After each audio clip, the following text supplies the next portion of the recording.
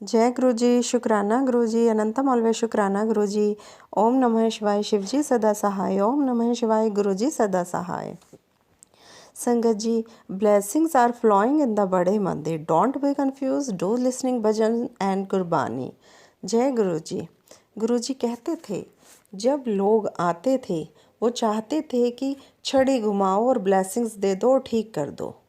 पर have faith and connect with Guruji and ready for blessings. संगत जी, गुरुजी ने कहा है 25 दिसंबर को गुड़गांव में बड़ा इवेंट सत्संग होगा हमेशा, और वो हमेशा से ही हो रहा है। और अभी जब हुआ था, जब उसमें 40,000 से 50,000 संगत थी उसमें, तो जय गुरु जी, शुक्राना गुरु जी, अनंतम ऑलवे शुक्राना गुरु जी। और 190 कंट्री जो हैं उनमें गुरु जी के सत्संग हो रहे हैं, विदेशों में भी गुरु जी के सत्संग हो रहे हैं।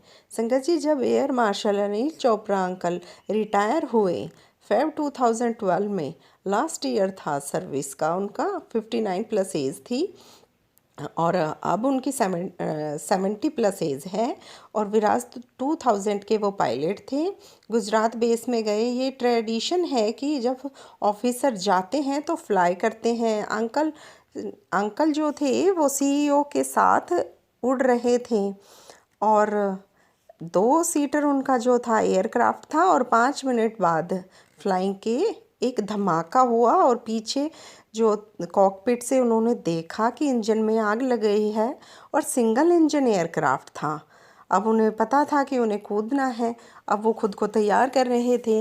संगत जी, जैसे अब वो 40 प्लस एज के जो होते हैं बच्चे, वो भी कूदते हैं तो भी उनको नेक में या कहीं इंजरी होने का बहुत डर होता है। लेकिन अंकल थे उस टाइम 59 प्लस, और वो बिल्कुल सेफ़ लैंड किए, सेफ़ उतरे, और उनको कोई चोट नहीं, कोई इंजरी नहीं हुई, और अब भी वो बिल्कुल ठीक हैं। तो इसीलिए गुरुजी का आशीर्वाद उन पर रहा, क्योंकि जब लास्ट में उन्होंने सोचा और कहा अपने मन में कि आज लास्ट फ्लाइट में ये क्या हो गया, अंकल ने खुद बोला कि गुरुजी, जैसे आपने पहले दिन सर पे हाथ रखा था वैसे ही हाथ रखो। वो हाथ आज मेरे सिर पर प्लीज़ रख दो गुरुजी। गुरुजी ने सिर पे हाथ रखा और अंकल को कोई भी प्रॉब्लम नहीं हुई, और वो कूद गए और वो बिल्कुल ठीक है। संगत जी, अंकल जब पहली बार आए थे तब उनका ब्लोरोबिन काउंट 22 था, और ये बहुत डेंजरस था, क्योंकि 12 के बाद जब ये ब्लोरोबिन काउंट होता है वो बहुत डेंजरस की स्थिति में होता है, और डॉक्टर ने उन्हें पूरा बेड रेस्ट बोला था। उसके बाद अंकल को एक संगत जी जो डॉक्टर थी और जलंधर से गुरुजी से जुड़ी हुई थी, उन्होंने गुरुजी के बारे में बताया, और मंदिर में लेकर भी गई, और कहा कि एज अ डॉक्टर मैं आपको ट्रैवलिंग और देसी घी का जो ये बना खाना है नहीं अलो करती, लेकिन ये प्रसाद है और डिसीज़न अब आपको लेना है कि आप इसे लेंगे या नहीं। तो अंकल ने कहा कि मैं जाऊंगा भी और प्रसाद भी लूँगा।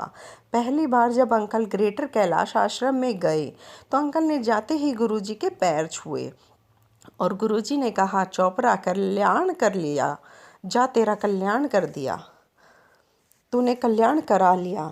अंकल को गुरुजी ने तभी एक एक करके 8 गिलास बार बार करके अमृत प्रसाद पिलाया।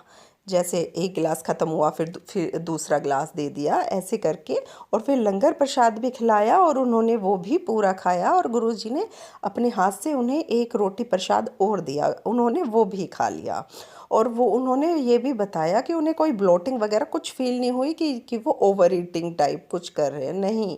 उन्होंने कहा कि वो अपने आप ईजीली डाइजेस्ट हो रहा था। और चोपड़ा परसों आना, गुरुजी ने ऐसे बोला, और कहा कि टेस्ट करा के आना। अंकल का ब्लोरोबिन बहुत कम आ गया। उसके बाद फिर प्रसाद खाया, फिर अंकल का और कम आया। अगली बार गुरुजी ने कहा तेरा 3 आएगा ब्लोरोबिन। अंकल बोले जिस स्पीड से कम हो रहा है उससे तो 0 होगा गुरुजी, ठीक होगा बिल्कुल, परंतु 3 ही आया, और गुरुजी ने फिर अंकल को बिल्कुल ठीक कर दिया।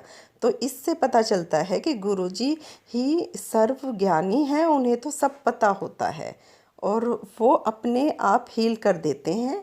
और जब बिल्कुल अंकल स्वस्थ हैं, और जिस समय वो पहली बार गए थे उनका गुरुजी ने कहा कि वो अपने इस माइंड से आए थे और उनका जो एंटीना था वो गुरुजी की ब्लेसिंग्स लेने के लिए पूरी रूप से तैयार था, और वो इस होप से, इस आशा से आए थे कि गुरुजी के पास आशीर्वाद लेने जाना है। टेस्ट करने नहीं आए थे, वो आशीर्वाद लेने आए थे। और हमें सबको गुरुजी के पास अपने पूरे आत्मसमर्पण, अनकंडीशनल लव के साथ ही जाना चाहिए। अनंतम ऑलवेज शुक्राना।